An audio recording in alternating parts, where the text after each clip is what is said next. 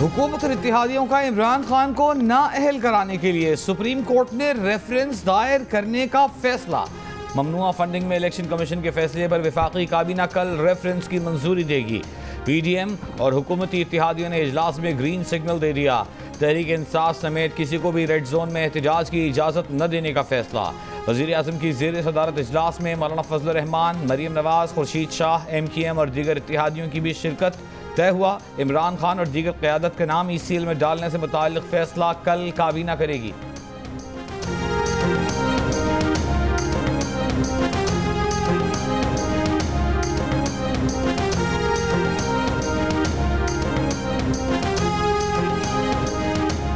Election commission का फैसला इमरान खान और PTI के खिलाफ फर्द जुर्म है। साबित हो चुका है कि ये गैर मुल्की एजेंट और कठपुतली है। सिर्फ इमरान खान मुजरिम नहीं बल्कि पूरा टब्बर मुजरिम है। इमरान खान को पार्टी ओहदे से और सदर अलवी को फौरी तौर पर इस्तीफा दे देना चाहिए। इमरान खान को तारीख में निशान इबरत बना देना चाहिए। मौलाना फजल रहमान की प्रेस कॉन्फ्रेंस, कहा अकबर एस बाबर कह चुके हैं कि उन्होंने 2011 में इमरान खान को ज़ाती तौर पर इन जराइम से आगाह किया था। अब इमरान खान का ये कहना कि मुझे नहीं मालूम, ये उज़्र है। मौलाना फजल रहमान ने कहा कि इस वक्त मसला रियासत की बका का है। रियासत की बका के लिए रियासत के तमाम जिम्मेदारान को यकजान होकर मुल्क को बचाना चाहिए।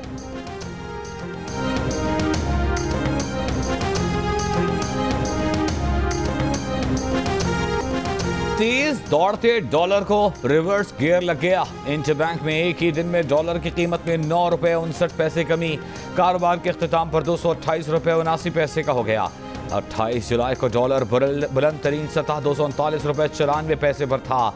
तब से अब तक 11 रुपये कमी हो चुकी। डॉलर की कदर में कमी से 1400 अरब रुपए का कर्ज का बोझ कम होगा। ओपन मार्केट में डॉलर 11 रुपये सस्ता 230 रुपये पर आ गया। मुआशी तज्जियाकारों का कहना है कि IMF की जानिब से कर्ज की शराइत पूरी किए जाने और दरामदात में कमी रुपए की कदर बढ़ने का बायस बनी। फॉरेक्स डीलर्स के मुताबिक ओपन मार्केट में डॉलर बेचने वाले हैं, खरीदारी नहीं हो रही। 84 सीटों वाले कह रहे हैं कि 155 सीटें लेने वाली पार्टी पर पाबंदी लगा देंगे। विफाकी हुकूमत के पास किसी पार्टी को तहलील करने का इख्तियार ही नहीं। उम्मीद है अदालत इलेक्शन कमीशन का फैसला कलअदम कर देगी। फवाद चौधरी को फैसला हक में आने का यकीन। चीफ इलेक्शन कमिश्नर पर फिर वार। PDM का आलाकार करार दे दिया। वजीर कानून की हिदायत पर ममनुआ फंडिंग का फैसला बदलने का भी इल्जाम। कहा रेफरेंस हुकूमत को भेजने के बाद में फैसले में शामिल की गई। फैसले में सुकम के पहाड़ हैं। फंड्स देने वाले गैर मुल्कियों ओवरसीज पाकिस्तानियों को गैर मुल्की शहरी करार देने का दावा।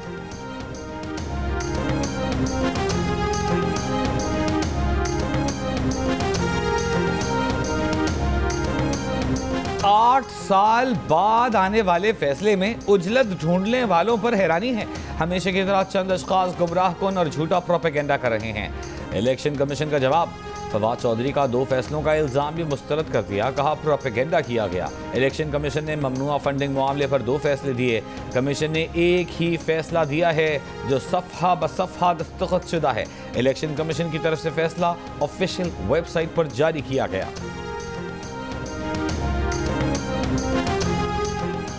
करप्शन के खिलाफ इमरान खान का बयानिया झूठा निकला। इमरान खान आज कौम के सामने बेनकाब हो गए। गैर मुल्कियों से फंड्स लेकर गैर मुल्की साजिश का नारा लगाना PTI की मुनाफिकत थी जिसका पर्दा चाक हो चुका। Chairman people's party Bilawal Bhutto Zardari की इमरान खान पर तनकीद। कहा इमरान खान ने इलेक्शन कमीशन को तहकीकात से रोकने के लिए ओछे हथकंडे इख्तियार किए। जो शख्स झूठा हलफनामा इलेक्शन कमीशन को दे वो सादिक और अमीन नहीं हो सकता।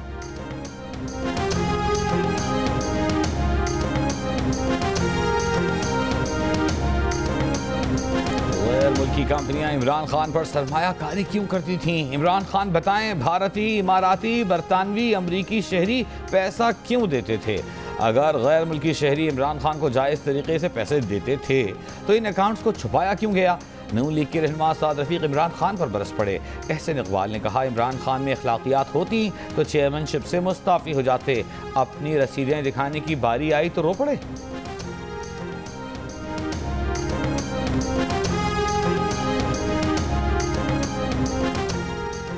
साबिक वज़ीर दाखिला शेख रशीद का कहना है कि फॉरेन फंडिंग केस दफन और फैसला सुप्रीम कोर्ट के पास चला गया है।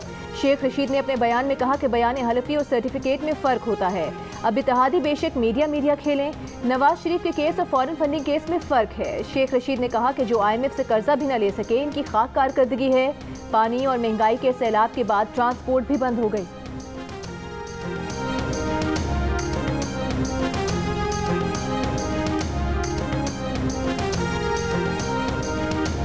अगर हमारा दफा के इदारे वहां पे अपनी अकाउंटेबिलिटी दे सकते हैं तो नैब का इदारा क्यों नहीं अकाउंटेबिलिटी दे सकता? या सिर्फ उसको हक है कि वो अपनी मर्जी की अकाउंटेबिलिटी जिसका मर्जी करता रहे? उसने अपने ओहदे का नाजायज इस्तेमाल करके किसी को एक्सप्लॉइट किया है तो it is the right of the committee को बुलाया जाए वहां पे। आपकी चेयर से कोई ना कोई रूलिंग आनी चाहिए। पब्लिक अकाउंट्स कमेटी उस बंदे को अपीयर जरूर होना चाहिए।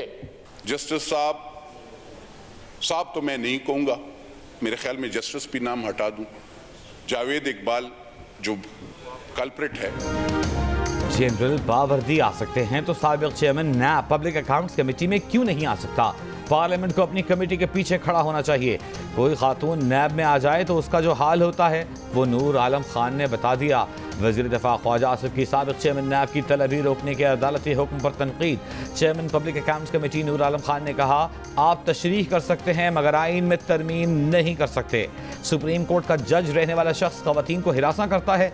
जावेद इकबाल को जस्टिस नहीं कहूँगा, वो मुजरिम है। तमाम मुंतखब अरकान पार्लियामेंट, सूबाई असम्बली और सरकारी मुलाजमीन अपने असासे जाहिर करने के पाबंद हैं।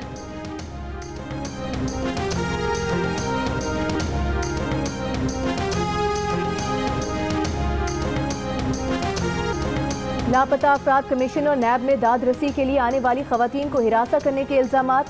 साबिक चेयरमैन नैब ने तैयबा गुल के मामले पर इंक्वायरी कमीशन को भी चैलेंज कर दिया। लाहौर हाई कोर्ट की इंक्वायरी रोकने के लिए फौरी हुक्म इम्तनाई की इस्तदा मुस्तरद।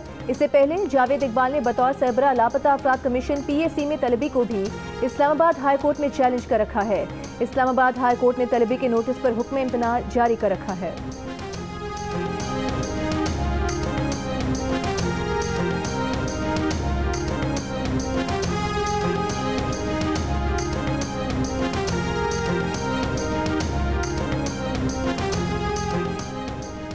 कहीं मकान की जगह मलबे के ढेर, कहीं दरारों से बोसीदा मकानात नाकाबिल रिहाइश। बलूचिस्तान में सैलाब गुजरने के बाद भी हजारों लोग बेघर। नोशकी के कली कादिराबाद में 8 रोज गुजरने के बावजूद कोई इमदाद न पहुंची। सैलाब मुतासरीन खुले आसमान तले मौजूद, बिजली न गैस न खाने पीने को कुछ बाकी रहा। टूटी फूटी और दलदल बनी सड़कें आमदरफ्त के लिए चैलेंज।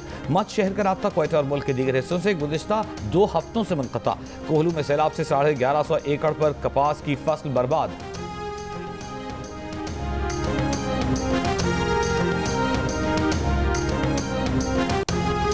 खवातीन मेरे साथ मौजूद हैं जिनके हाथों में मैं देख रही हूँ बहुत ही छोटे छोटे शीर ख्वार बच्चे हैं। बहुत सारे शिकवे उनके जो है वो कर रहे हैं। दूध अभी तक नहीं मिला, कल से पानी पिलाया इसको। जिससे बोलते थे हाँ के आएंगे पैसे आएंगे तुम लोगों को दूध का देंगे, सबसे ऐसे बोल रहे थे हाँ करके जा रहे।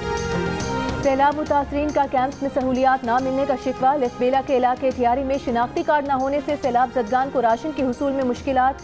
बड़ों को खुराक मिल गई, शीर ख्वार बच्चे दूध के मुंतज़िर। बलूचिस्तान में अमवात की मजमूई तादाद 164 तक जा पहुंची। नोशकी, चमन, तोबा, चकजई, पशीन, किला अब्दुल्ला में भी मुतासरीन मुश्किलात में। बलूचिस्तान में सैलाब से मुतासरा अफराद के बारे में आगाही फराहम करने के लिए जियो न्यूज़ की टीम्स मौजूद।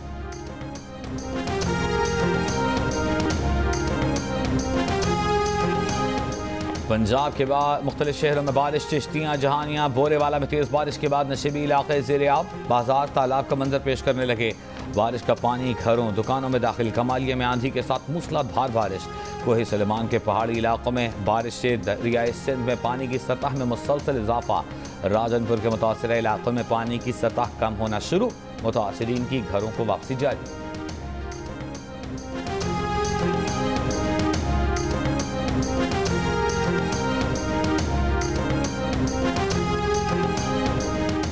कराची में मानसून का एक और धुआंधार स्पेल बरसने को है। 6 से 9 अगस्त तक गरज चमक के साथ बारिश का इम्कान।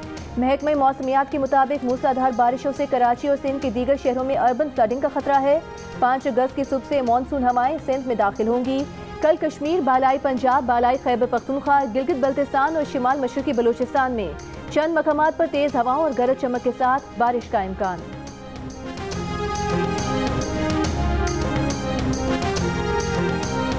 हेलीकॉप्टर हादसे में शहीद लेफ्टिनेंट जनरल सरफराज अली शहीद और ब्रिगेडियर मोहम्मद खालिद शहीद की नमाज जनाजा कोयटा गैरिसन में अदा। नमाज जनाजे में army chief general Qamar Javed Bajwa की शिरकत।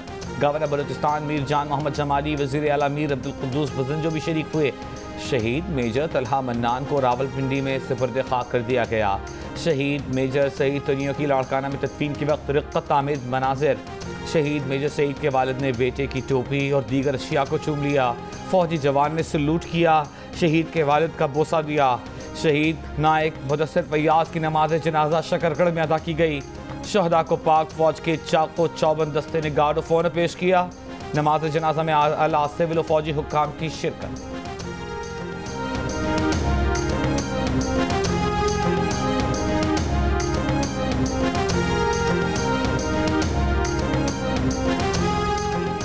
दोबारा मर्दमशुमारी में हमें ठीक ना गिना गया तो सड़कों पर आकर खुद को गिनवाएंगे।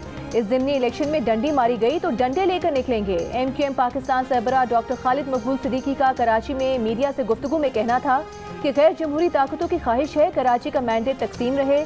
शहर में जाली नजरियात की बुनियाद पर वोट तकसीम हुआ। हमारा वोट बैंक चुराया गया, हम पर गलत नतीजे थोपे गए, इसलिए अवाम सियासी निज़ाम से गैर मुतालिक हो रहे हैं। वोट की इज्जत को अवाम अपने हाथों से बचाएं।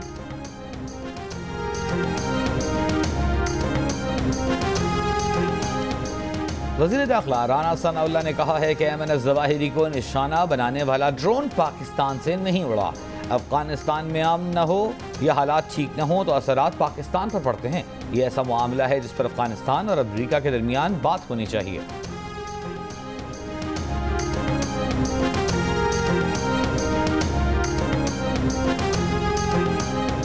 कराची में गार्डन पुलिस हेडक्वार्टर्स के असलहा खाने के करीब ग्रेनेड फटने से 2 एहलकार शहीद, 2 जख्मी हो गए। इब्तदाई रिपोर्ट के मुताबिक बम एहलकार के हाथों में फटा। ग्रेनेड रूसी साख्ता होने की शवाहिद मिलने पर मामला मजीद पुरअसरार हो गया। पुलिस खामोश। ग्रेनेड कहां से आया, कौन लाया, इंदराज क्यों न हुआ, कई सवालात ने जन्म ले लिया।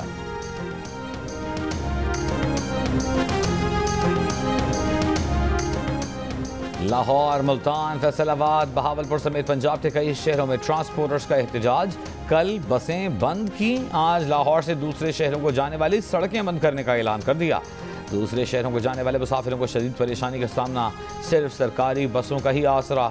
ट्रांसपोर्टर्स का कहना है कि पेट्रोलियम मसनूआत की कीमतों, टोल टैक्स और टोकन टैक्स समेत मुख्तलिफ टैक्सेस में कमी की जाए।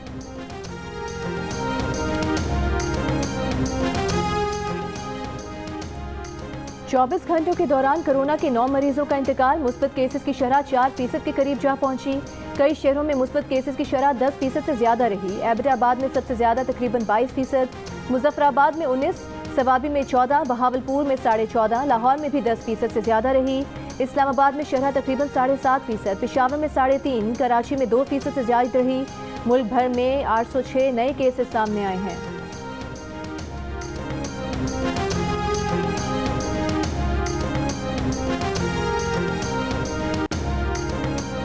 पाकिस्तान के 7 शहरों के माहौलियाती नमूनों में पोलियो वायरस की तस्दीक। लाहौर और रावलपिंडी में हुक्काम तो एक्शन में आ गए। पेशावर, बन्नू, नौशहरा और स्वात में फैलाव रोकने के लिए कब इक़दाम होगा। सरबराह इंसदाद पोलियो प्रोग्राम ने लाहौर और रावलपिंडी में वायरस के खात्मे के लिए जल्द मुहिम शुरू करने का ऐलान किया है। आज़ाद कश्मीर में तहरीक इंसाफ के वजीर मलिक जफर को कत्ल के मुकदमे में 14 साल कैद की सजा, 10 लाख रुपए जुर्माना भी आए।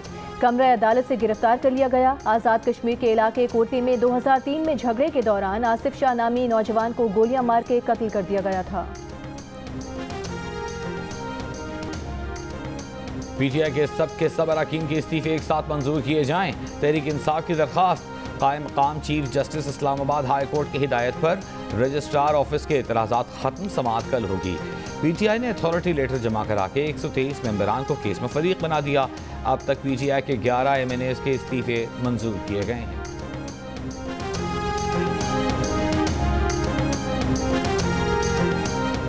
सहराई थर में काला सोना कहलाने वाले कोयले पर चलने वाला 330 मेगावाट बिजली घर का एक और मंसूबा मुकम्मल। वज़ीर आला सिंध ने थरकोल ब्लॉक 2 के पावर प्लांट का इफ्तिताह कर दिया। मंसूबे के बाद मजमूई तौर पर 990 मेगावाट बिजली नेशनल ग्रिड ट्रांसमिशन सिस्टम में शामिल हो जाएगी। लोड शेडिंग में कमी आने की उम्मीद।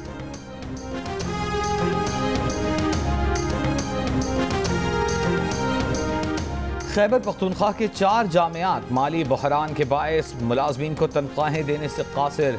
इस्लामिया कॉलेज, कोमल यूनिवर्सिटी, इंजीनियरिंग यूनिवर्सिटी और चित्राल यूनिवर्सिटी जुलाई की तनख्वाहें न दे सकीं। हुकूमत से ग्रांट्स की अपील।